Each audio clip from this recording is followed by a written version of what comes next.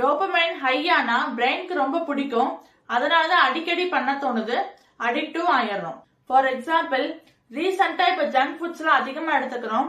காரணம், junk food சாப்பிடறப்ப dopamine level increase ஆகும், அதனாலதான் நமக்கு திரும்ப திரும்ப சாப்பிட தோணுது.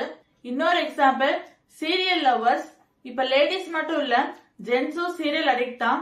சீரியல் ப்ரோமோக்காக பல பேர் வெயிட் பண்ணிட்டே இருக்கோம். ஒரு ப்ரோமோ வந்ததுக்கு அப்புறம் இன்னொரு ப்ரோமோ எப்ப வரும்னு வெயிட் பண்ணிட்டே இருக்கோம்.